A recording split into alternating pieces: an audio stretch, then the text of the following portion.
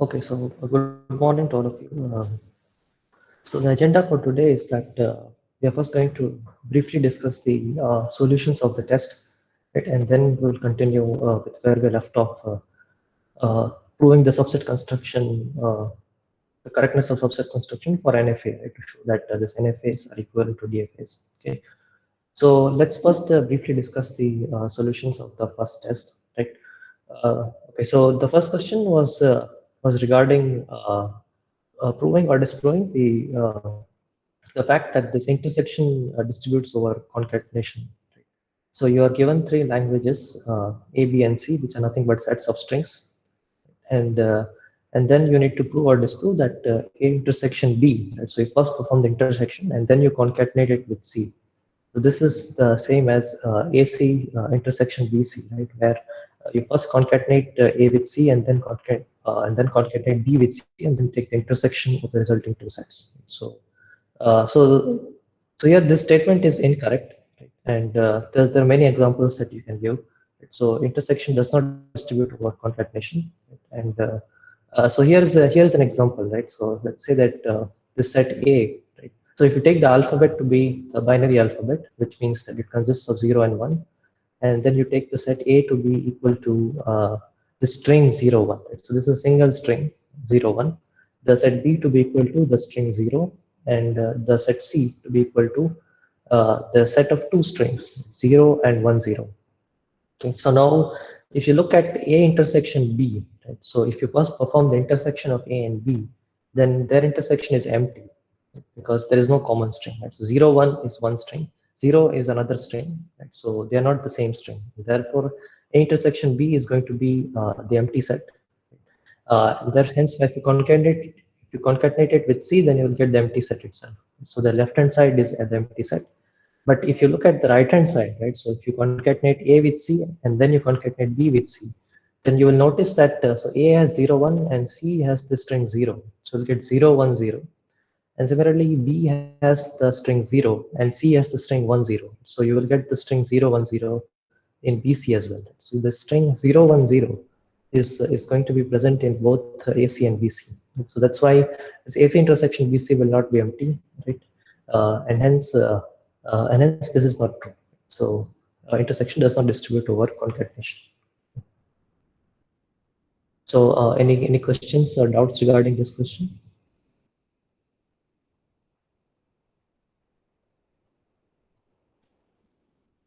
Okay.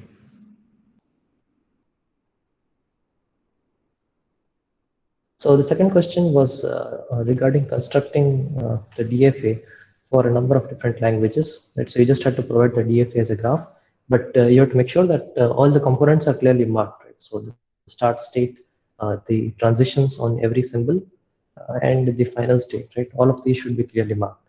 Okay? And the language of the DFA must be equal to the language that was asked in the question. Okay? So let's quickly go through this one by one, right? So the first part was about constructing a DFA for the language where so this language consists of strings over binary alphabet 0, 1, such that this W string is not 0 or 1. So you should not accept 0 or 1, but every other string should be accepted. So the solution is that you have this DFA with three states, right, where the start state is Q1, end state, and the accepting states are both Q1 and Q3. So this particular DFA, right? So if you look at this DFA, then it's going to accept the empty string epsilon because the start state is the accepting state. So whenever it sees 0 or 1, then it's going to move to the state Q2, which is a non-final state. So it's not going to accept 0 or 1. But as soon as it sees another 0 or 1, then it's going to move to the final state Q3, right? And that's where it's going to remain for any further symbols. Right? So this DFA accepts every other string except 0 or 1. The second part, so here you had to accept strings over the binary alphabet such that the string W begins with 1 and it ends with 0. So there are two constraints here, right? So you should begin with 1 and it should end with 0, right? So let's look at the resulting DFA.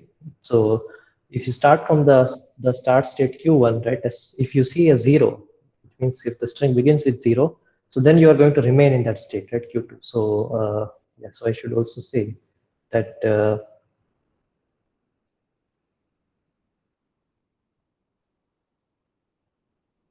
so there's going to be arrows here for 0 and 1. Right? So that's where it should remain. On the other hand, if you see a 1, right, beginning from the start state Q1, then you have satisfied one of the constraints, right, which is that the word should or the string should begin with 1. So now we have to make sure that it ends with 0. So for that, what you're going to do is that you have this other state Q4, which is the final state. Right? So whenever you see a 0, so then you will move to this final state Q4. Right? And since you don't know, right, when the string is going to end, right? So if you say a 1, then you're going to move back to Q3. If you see a 0, you're going to move back to Q4. Right? So which means that after you process the entire string, right, if you are still in the state Q4, then the last symbol that you must have seen must have been 0. So that's how you make sure that this particular DFA, right, accepts only those strings which begin with 1 and which end with 0. Okay, so the part C, so here you have to accept all the strings whose length is at most 4. So which means that you have to accept all strings whose length is less than or equal to 4. Right? So here you construct this DFA, right? So this DFA has 6 states, and all you do, right, is you basically keep track of the length of the string, right? So you begin from the start state Q1, that's also an accepting state because you have to accept strings of length 0, which is the empty string epsilon, and you have to accept strings of length 1, 2, 3, and 4. But as soon as you see another symbol, right, so which means that if the length of the string exceeds 4, then you will move to this non-final state Q6, right, and that's where you will remain for all the other symbols as well. And the final part, part D, right? So here you had to construct a DFA whose language should be as follows. Right? It should accept all strings over the binary alphabet such that the string W has at least 1 0 in its last 2 positions. Right? At least 1 0 in its last 2 positions. Yeah, and for bonus 5 points, if you can construct a DFA with just 3 states, then it's fine. Then you will get bonus 5 points as well, right? So we have seen language very similar to this, right? Where we saw this NFA, right? Which accepts whose language was the set of all strings which had 1 or 0, right, in its second to last position, right, or the second position from the right. So there, right, we said that when we constructed the DFA, you have to keep track of the last 2 positions, right? So you can basically construct a similar DFA for this as well. So you can remember the last 2 positions that you have seen. But if you do that, then the DFA would have 4 states. Right? But here, right, since the constraint is that you need at least 1 0 in its last 2 positions, you can do better, right? And you can construct this DFA with just 3 states. Right? So this is the DFA, right? And so here, right, if you see a 0, then you move to this accepting state Q2, right? And only when you see 2 1s, right? So if you see 2 consecutive ones, right, then you're going to move back to the state Q1, right? Otherwise, you're going to remain in this final states Q2 and Q3. So this DFA accepts all those strings which have at least 1 0 in their final 2 positions.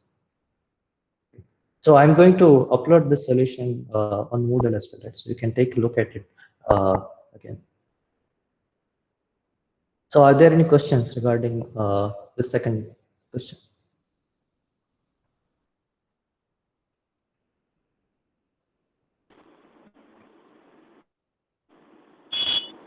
Sir, actually, I converted the last one into an NFA and then I made the corresponding DFA for the last part of the second question. Is that right? Yeah, you had to give a DFA, right? So it doesn't matter how you actually achieved it, right? So as long as it is a DFA, it's fine. Sir, and in the last part, one question of the second part, Okay. I didn't, yes, no. Q6 I didn't try, but that is also accepted, right? Sorry? I didn't write the state Q6. I just entered it at Q5. That language is also accepted. Yeah, see, I mean, this is just a model solution, right? So there could be many other DFAs which also accept the same language. So as long as you've marked all the components of the DFA and it actually accepts the language that's asked in the question, it's fine. Oh, thank you, sir. Yep.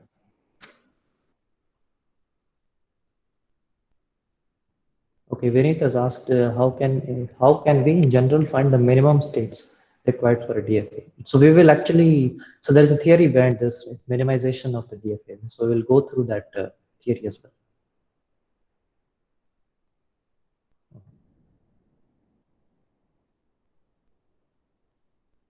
Any more questions?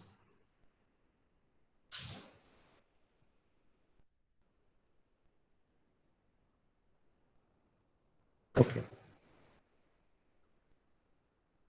So we move to the third question now. So in the third question, we were given this DFA, which consists of two states, Q1 and Q2. The alphabet is the binary alphabet. The transition function delta is as shown in the figure. And the start state was Q1 and the final state is Q2. So there are two parts to this question. The first was describe the language of M, and then we have to formally prove this. So we actually constructed the DFA for a very similar language in the lectures. So the language of this DFA is the set of all strings over the binary alphabet, which has an odd number of zeros. So if you can see the DFA, right, then it basically keeps track, right, of whether or not the number of zeros are odd or even. Right? So in particular, the state Q1 is the state where if you reached Q1, then the string that you have seen so far has even number of zeros. Well, for the state Q2, right, if you have reached the state Q2, then the number of zeros that you would have seen would be odd. And since Q2 is the final state, therefore the DFA is going to accept all those strings which contains an odd number of zeros, right?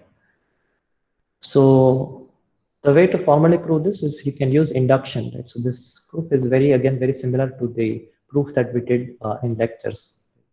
So we can use induction, but if you just use the statement that you want to show, right, as an inductive hypothesis, then it won't go through. So we have to strengthen the inductive hypothesis. So instead of proving that the language of the DFA is that it accepts all strings with odd number of zeros, we basically prove two things. So we explicitly say that if you process a string W beginning in the state Q1, and if you end up in the state Q1, then the string must have even number of zeros. And similarly, if you end up in the state Q2 after processing the string, then it must have odd number of zeros.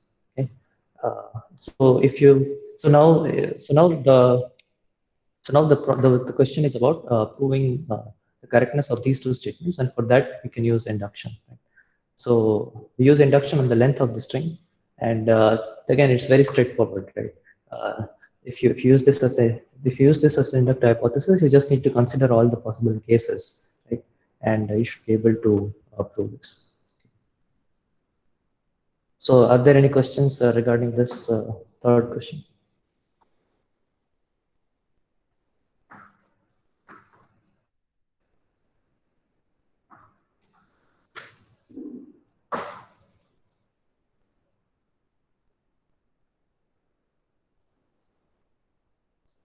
Okay. And so the final question was regarding the language of an NFA. So the NFA was given in this figure 2. And so the two parts of this question. So the first part is to give an example of a string that begins in 0 and that's not accepted by the NFA. So the acceptance criteria of an NFA, right, is that you need to find out all possible states that the NFA can be in after processing the string. So unlike a DFA, an NFA can be in multiple states. So this is because there is a choice at every step. So there could be multiple start states, and at every step, right, there could be multiple options. There could be multiple transitions that the NFA can be. So that's why you collect all possible states that the NFA can be in after processing the entire string. And if one of those states is a final state, then the string would be accepted. Otherwise, the string is not accepted. So in this question, there is only one final state, which is this Q1. Right? And so this is an NFA because there is choice, right? So if you see 0 beginning at Q1, then you can move to anything. So you can stay in Q1, or you can go to Q2 or Q3 or Q4. Okay? And so the other reason this is an NFA is because there is no transition on 1. Right? If you see a Q1, so rather if you are at the state Q1, and if you see a 1, then there is no transition. So which means you'll move to the empty state, not the empty state, but the empty set, right? Does not contain any state. So, so the example of a string that begins in 0 and that's not accepted by the NFA is this string 0 followed by 4 1. This is just one example. So there are many other examples as well. But so it begins in 0, right? And if you have, so if you look at the NFA, right, uh, so once you see a 0, right, uh, the NFA has provision for seeing up to 3 ones consecutively, right? Because there are transitions, right, on 1 from Q2, Q3, and Q4. Right? But if you see 4 consecutive ones, then there is no transition back, right? So that's why this. So if you so applying the external transition function, right, delta hat on the string 0 followed by 4 ones, right, is going to be the empty state.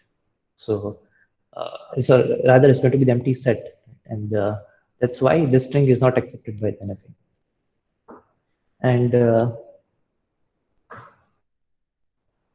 yeah, and the language that's accepted by this NFA is the set of all strings or the binary alphabet, such that the string begins in 0 and does not contain this 1 1 1 1, right, or does not contain 4 or more consecutive ones. And it also contains uh, the empty string, right, or epsilon. So this is because the start state is also an accepting state. So it also accepts the empty string. Okay. So are there any doubts regarding this question?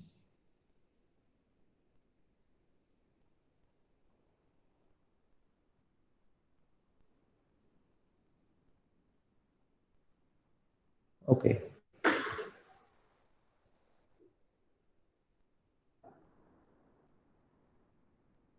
Okay. Cost of balance, if a string has more than 4 consecutive ones, then it also has 4 consecutive ones. Yeah, that's correct. So that's why I have said 4 or more consecutive ones, right? So if it has more than 4 consecutive ones, then it also has 4 consecutive ones. So you can just say that it does not have 4 consecutive ones.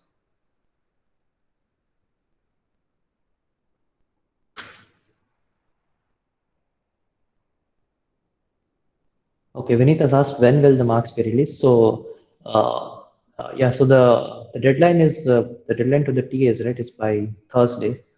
Right? So I think you should get the marks before the end of the week.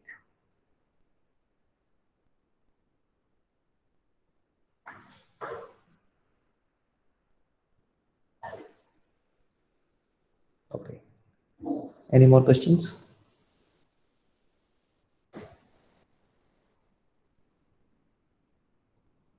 Right. So some of you submitted uh, the solutions a bit late, right, than usual.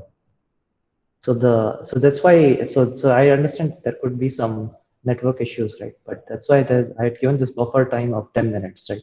So you should have finished the through the solutions by 2 right, in 1 hour, and then you have this buffer time of 10 minutes, right, to scan that or take photos of the solutions and then upload it. Right? So this time I'm going to accept even if you're a bit late, but from the next time onwards, right, there will be a penalty if you cannot submit within the deadline. Right? So the details of this penalty will release before the next test. Okay.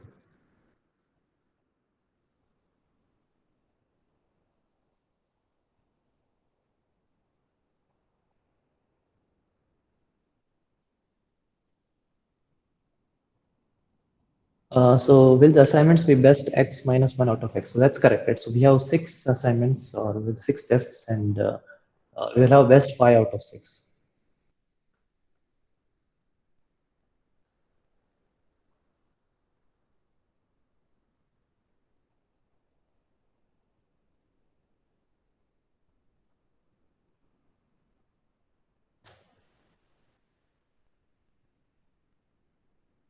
Okay. So in the last class, right, so we have this notion. So we were looking at this notion of subset construction, right?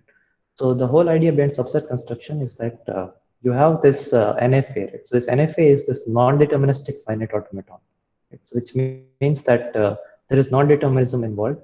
So there is a choice at every step, right, that the NFA can take, and since this is a different there's a different formulation than the DFA that we saw earlier. Right? So in a deterministic finite automaton, there was no choice. So you can only perform one action, right? So one transition for a given state and a given symbol. So therefore, the question that we wanted to ask is that are this NFA? What's the difference between this NFA and DFA in terms of the computational power? So do they have the same computational power?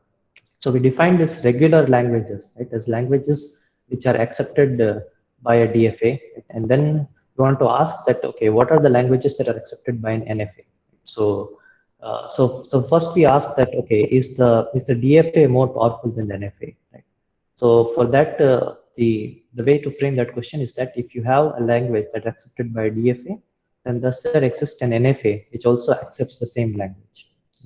And for that, the answer is yes, right? Because and a DFA is just a restricted NFA. So if you have a DFA, then you can obviously construct an NFA which accepts the same language by just removing, so by just basically enforcing those restrictions, right? That there is just a single start state, and for every state and symbol, you have a unique transition. So the other side of the question is more interesting, right? So is the NFA more powerful than a DFA? So which means that if you are given a language which is accepted by an NFA, then does there exist a DFA which accepts the same language? And for that, we said that this, surprisingly, the answer to this question is also yes. So that if you are given an NFA, right, even though seemingly you have more choices, right, at every step, right, so that you may, I mean, it seems like you should be able to accept more things, right? Rather, you should be able to accept more complex languages, but that's not correct. So given an NFA, we can construct an equivalent DFA. So when we say an equivalent DFA, we mean that this DFA is going to accept the same language as the NFA. So we are given this NFA N, and we are going to construct this DFA M, which accepts the same language. And the way we do this is by using the subset construction, right? Where the main idea is that in an NFA, you can be in multiple states at every step. So which means that whenever you process some string, you can be at multiple states of the NFA. So we are going to simulate this using a DFA, right? By saying that, okay, since I can be in multiple states, right? But it's just a set, right? So which means that you can be in a set of states. So that's why the state space, right, of the DFA is going to be the set of all subsets of the states of the NFA. So that's why we construct this equivalent DFA M, whose state space, right, is this power set of Q, which is 2 to the power Q, the set of all subsets of Q. And the input alphabet is sigma. The start state now, it is the set S. So this is a set of states of the NFA, but it's a single state in the DFA. And the final states are all those subsets of Q which have a member of F, where F is the set of final states of the NFA. So take all subsets of Q whose intersection with F is non-empty, and those will be the final states of the DFA, right, which are set of states of the NFA. Okay. And then we define this transition function. So this transition function delta M of the DFA is defined as follows, right? So this delta M of A comma A, right? So remember that this capital A is a set of states of the NFA. It's a single state of the DFA, and it's defined to be another set of states, right, of the NFA, right, where you just consider every possible state Q in A, and you take delta N of Q comma A. So this is a set of states, and take the union of all of those states. Right? So this is basically the set of states that you can be in. Right? If you begin in a state in Q, if you begin in a state in capital A and you see the string small a, the symbol small a, so this is going to be a single state of the DFA. And we also worked out the resulting DFA for this NFA. So now let's try to prove that this construction is correct, which means that let's try to show that the languages that are accepted by this DFAs and NFAs are the same. Okay, so let's see what we are trying to prove, right? So we have this so we have this DFA, rather we have this NFA N, and then we have this DFA M. Okay? And we want to show that the languages are equal. So to show that L of N is equal to L of N. Okay. But so how do we show this, right? So what is the language of an NFA? Right? So it consists of all those strings such that if you process the string using the transition function of the NFA, you end up in one of the final states. So which means that so W, that is going to belong to L of N, right? If and only if delta hat N of S comma W intersection F is not equal to empty. Right? So this is the definition of the acceptance criteria, right, for an NFA, where you basically process the string W beginning from the set of start states, and if you end up in at least one of the final states, then the string is going to be accepted. Right? So what's the acceptance criteria of the DFA? Right? So the acceptance criteria of the DFA is that if you begin in the start state and you process the entire string, you must end up in one of the final states. So which means that W is going to belong to L of M, right? If and only if delta hat M of S comma W belongs to F. So let's call this as Fm, right? In order to differentiate this from M, from F, right, which is the set of final states of the NFA. So what this is saying, right, is that so remember that in the DFA, right, every state of the DFA is a set of states of the NFA. So the start state is the set of start states S, right, of the NFA. And the acceptance criteria for the DFA is that if you process the entire string beginning from S, then you must end up in a final state FM, right, where this final states, the set of final states of the DFA, right, are all those subsets of Q which have at least one member of F. Okay. So we want to show that this L of N is equal to L of M, right? So one way to show this, right, is to prove that this delta hat N of S comma W is equal to delta hat M of S comma W. So if we can show this, right, so if we can show this, right, then how does that imply that the languages are the same? So that's because if this is true, right, if delta hat N of S comma W is equal to delta hat M of S comma W, right, then let's say that a string is accepted by the NFA, right? So which means that there is a member of the final state, right, in delta hat N of S comma W. But since this is the same as delta hat M of S comma W, we know that this is the same set of states, and since there is a member of the final state in that state, in this set of states, therefore that particular set of states is also going to be a final state of the DFA. So that's why, and similarly, you can make the other argument as well, right? That if the string is accepted by the DFA, right, then it would also be accepted by the NFA. So that's why it's sufficient to show that that this is the case, right? So now we are going to basically try to prove this statement. Okay. So any questions so far?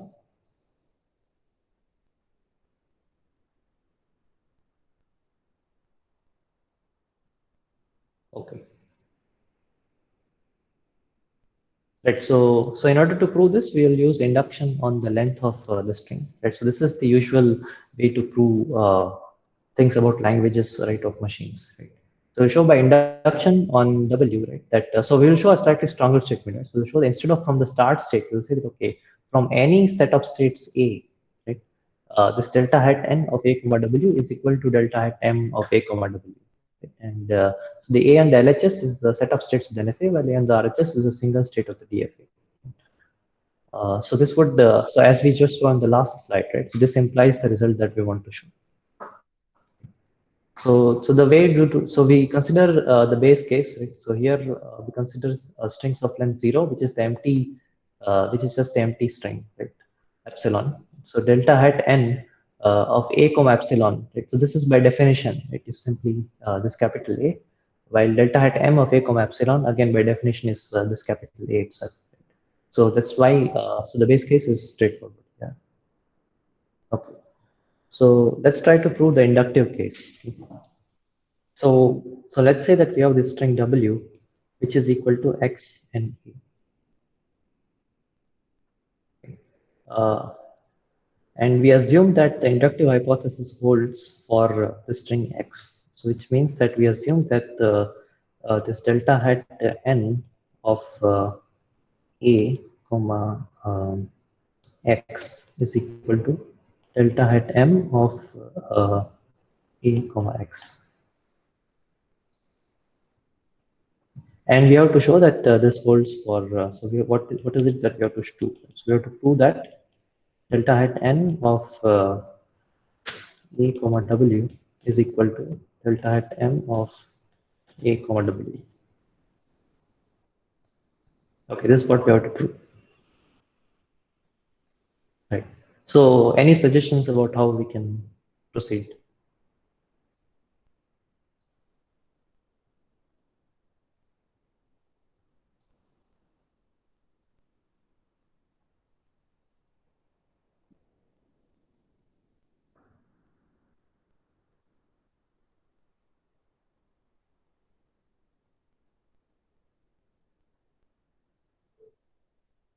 Right. Vinith is saying we use the definition of delta hat.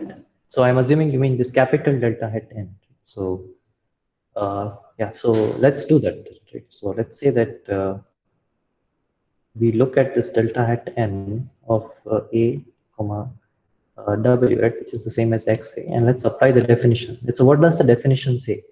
So remember that we defined this delta hat n recursively, right? So we said that okay, if you have this string x comma a, then your xa, right? Then you're first going to apply this delta hat n on x, right? And then you're basically going to collect all the set of states that you can reach, and from there you will apply the symbol a. So this is this union, right, over all q belongs to delta hat n of a comma x. Uh, and delta n of q comma. So this is how we defined uh,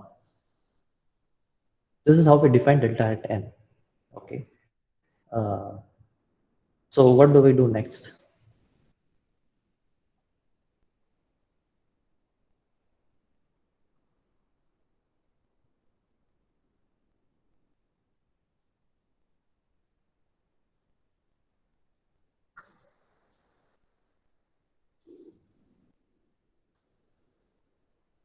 Okay, so use the equation for x. Uh, So as in we can write delta hat of a comma x to be a capital delta hat of a comma x as small delta m of a comma x. I see. Okay.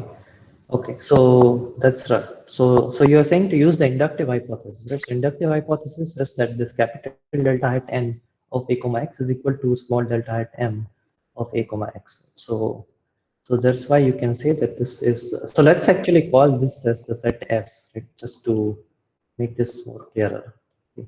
So so we are going to use this set S, right? So let's say we say Q belongs to S delta n of q comma a. So this S is some set of states, right, of the NFA. It's going to be a single state of the DFA, and this is the same as this capital delta hat n of a comma x and small delta hat m of a comma x.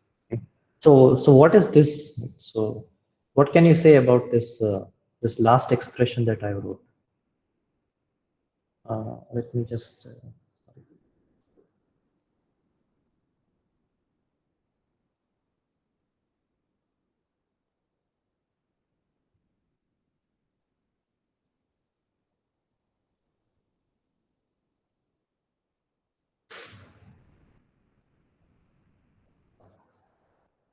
Yeah.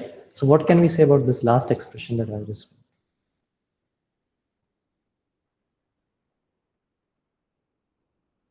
So how did we define the DFA? How did we? So what was the transition function, right, of the DFA?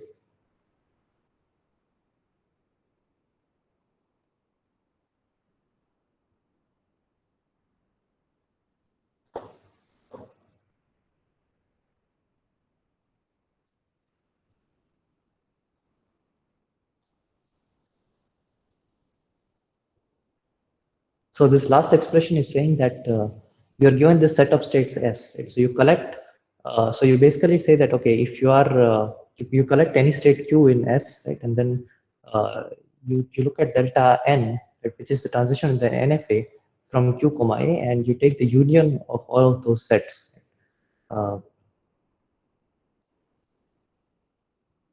So what exactly is this expression? So this seems to be collecting all the states that I can reach.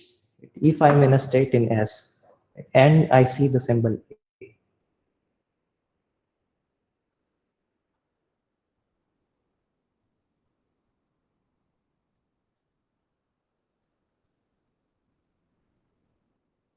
Yes, yeah, that's correct. So this is exactly delta M, a small delta M of this S comma A, right? So this is exactly equal to this delta M of S comma A. So that's the definition of the small delta M. Right? So the small delta M basically collects all the states, right, that the NFA can be in. If you begin in this state S, right, and you end up in a state Q, and you see the symbol A. Right? So now, right, what can we do next, right? So what is this S, right? So let's actually substitute S, delta M of delta M of A comma X. Right? So now what is this? So I've just substituted S, right, for this delta at M of A comma X.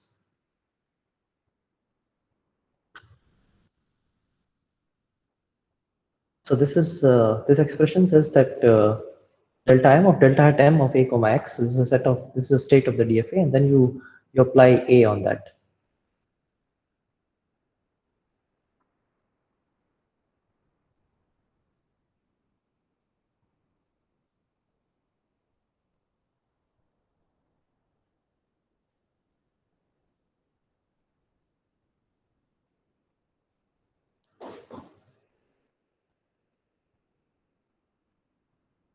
So how did we define the extended transition function, right, for a DFA? Yeah, that's correct, right? So both Vineet and Vismay are saying this is delta at M of A comma W, right? So this is exactly the definition of the extended transition function of the DFA. So this is exactly equal to delta at M of A comma XA, right? Which is the same as delta at M of A comma W. So this is what we wanted to show as well. Right? So we want to show that this delta hat N of capital delta hat N of A comma XA is equal to small delta hat N of A comma XA. So this is the proof for the inductive case as well. So we just applied the definitions of the various terms that we have used, right? And this basically completes the proof, right? So we have shown that for any word, W delta hat this capital delta hat N of A comma W is equal to small delta hat N of A comma W, and that's why the languages that are accepted by the two machines are the same. So which means that for every NFA I can construct this DFA which accepts the same language. So this is the proof. Okay, Sanchit is asking how did you go from big delta to small delta? So in which step? I'm assuming so you're talking about here, right? Okay.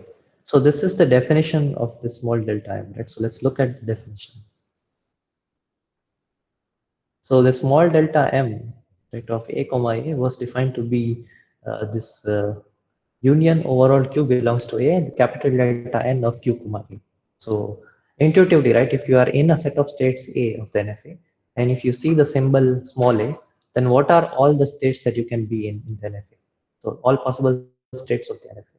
So that's why you take a union of this capital delta N of Q comma A for all Q belongs to A. This is going to be a set of states of the NFA, a single state of the DFA. Right? So that's exactly the definition that I've used in this text.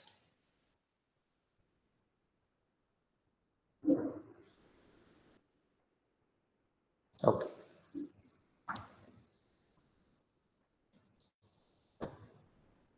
Are there any more questions?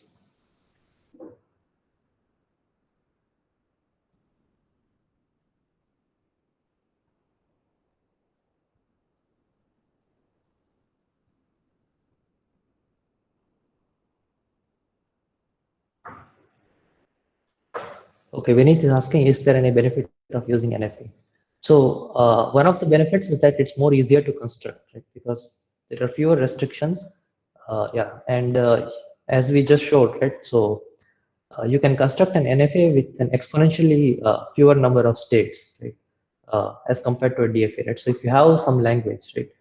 So we know that for every language that's accepted by an NFA, there is also a DFA, but this DFA is going to have exponentially could have exponentially more number of states. So that's why it's useful to construct NFA. But of course, the flip side is that you in a real world machine, right? A real world machine cannot really there's no non-determinism, right? In real world machine. So that's why even though we say that okay, there is an NFA, it's just for the purpose of convenience, right?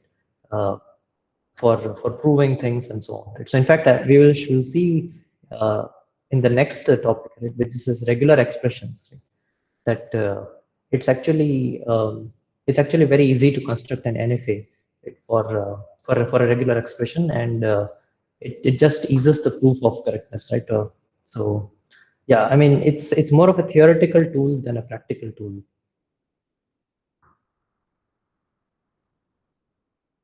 Okay. Any more questions?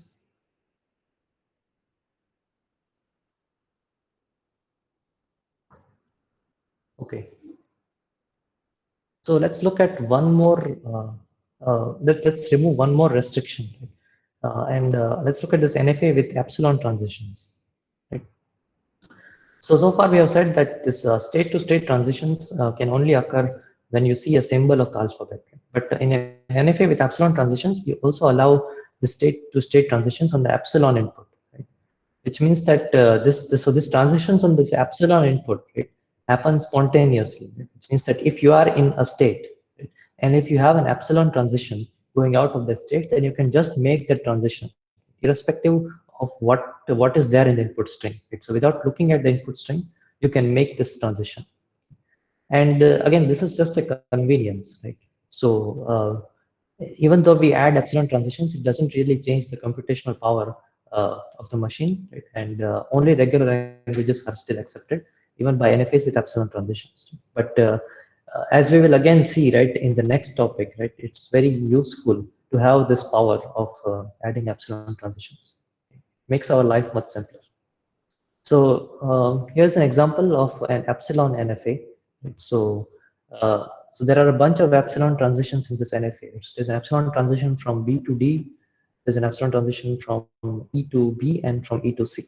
Right. So as you can see, right, that in this, so if you express this NFA as a table, right, then the columns of this table, right, will be so we have this columns for the strings for the symbol 0 and 1, but we also have this new column for the symbol epsilon, and this is going to collect all the epsilon transitions that are possible from that state. So let's define this closure of states, right? So now that we have this power of making epsilon transitions, right, let's try to understand what are the languages, right, or rather what is the acceptance criteria, right, of this epsilon NFA, and how do we figure out whether or not a string is accepted by this epsilon NFA. So in order to do that, we need to define this concept of a closure of a state. So this closure of state is the set of states that you can reach So closure of the state CLQ is the set of states that you can reach from the state Q, following only those arcs which are labeled epsilon. So which means that if you're in a state Q, right, you consider all possible states that you can reach only such that the arcs that you follow, right, should be labeled epsilon only. So this can be multiple transitions that you can make from the state Q, but all of those transitions should be epsilon transitions. So as an example, right, if you look at so if you look at this NFA that we saw in the last slide, then the closure of the state A, right, is just A itself, right, because there are no epsilon transitions as such, right, from A, but there's always an implicit epsilon transition from A to A itself, right? So this is true for every state, and that's why the closure of a state is always going to contain itself. Okay. Okay, so let's look at B then, right? So what is the closure of B?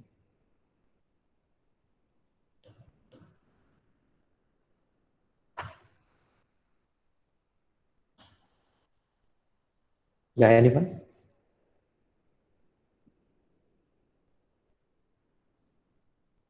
Yeah, Visma is saying it's B, comma D, right? So that's correct.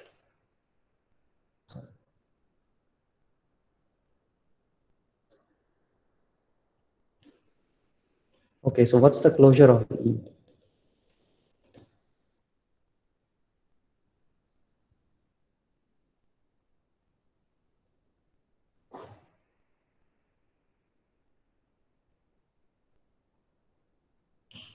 Okay, so I have two answers. Sanchit is saying B, D, E and C, and Vismay and Atrigada are saying EBD.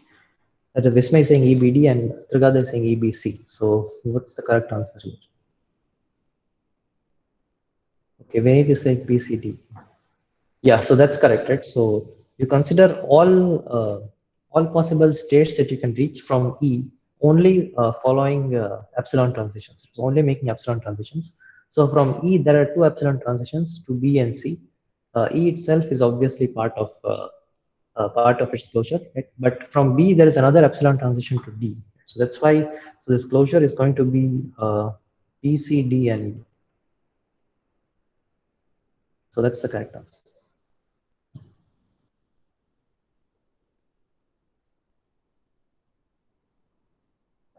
So this is the closure of a single state. So if you want to find the closure of a set of states, then you simply take the closure of each state and then take the union of all the resulting states.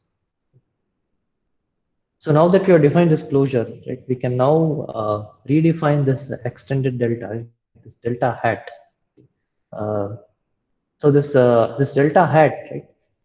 Let's look at the signature carefully, right? So this delta hat now is a function from a set of states to the power q to this sigma epsilon, right? So the sigma epsilon is the input alphabet sigma along with this string epsilon in it, the empty string epsilon in it, and the codomain is 2 to the power q. Right? So delta hat of a comma epsilon, right, is now defined to be the closure of A.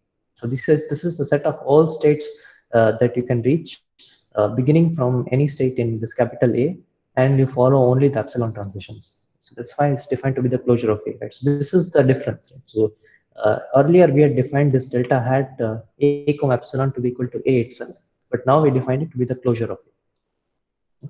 And the delta hat of A comma WA, so this is again recursively defined. So you first take a delta hat of A comma W, then you take every state Q in this delta hat A comma W. You take delta of Q comma A, but you also take the closure of that set. So after taking delta of Q comma A, you consider you will get a set of states. So now you also consider epsilon transitions out of those states, which will be captured by their closure, and you take the union of all the resulting states. So that will be delta hat of A comma WA. This is the set of all states that you can reach right after processing the string WA. Uh, also taking into account the epsilon transitions. Okay. So here's the question, right? So if you take this delta of Q comma A and then this delta hat of the set Q comma A, so are they equal or not?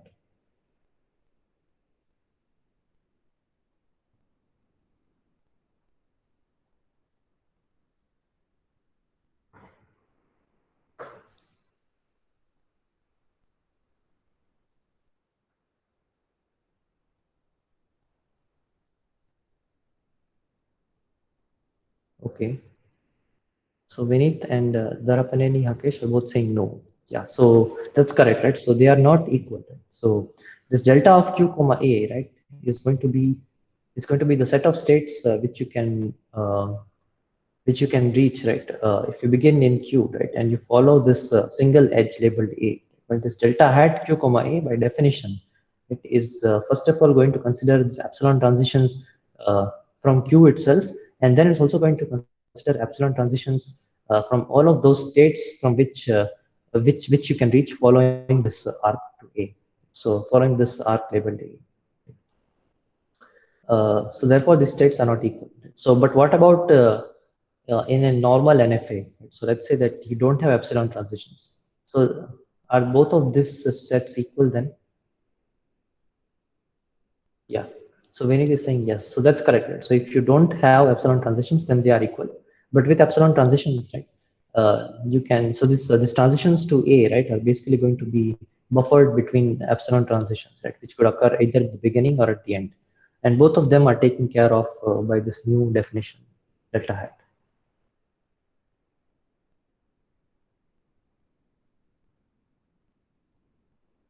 Okay, so here are some examples of applying this delta hat on this NFA that we have seen. Right? So this delta hat of A comma epsilon, as we defined, is the closure of A, which is the set A itself, the state A itself.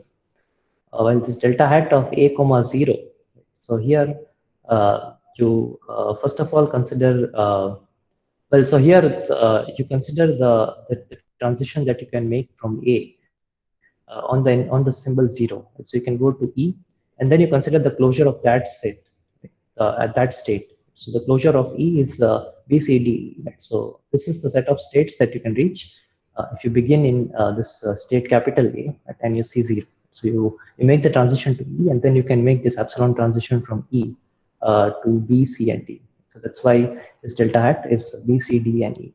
And delta hat of A comma 0, 1. So we have already seen what is delta hat of A comma 0. So it's B, C, D, and E. So from B, C, D, and E, you consider the transitions that you can make on 1.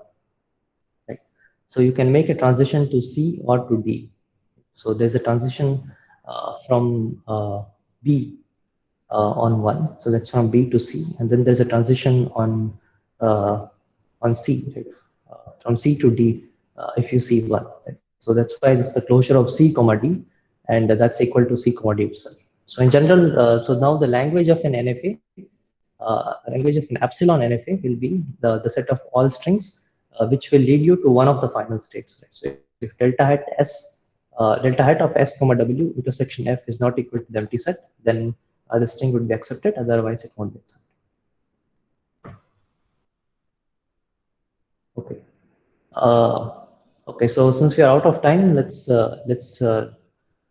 do this yesterday, right? So let's do this tomorrow, right? So we'll prove that this NFA and epsilon NFA are also equivalent, which means that adding this epsilon transitions doesn't really give you any computational power.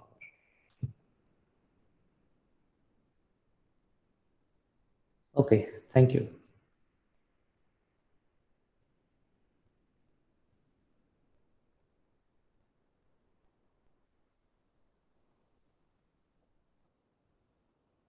Okay, Visma is asking, can we construct a corresponding DFA? So since from an epsilon NFA, you can construct a normal NFA, and from a normal NFA, you can construct a DFA. So yeah, that's why you can also construct a DFA as well.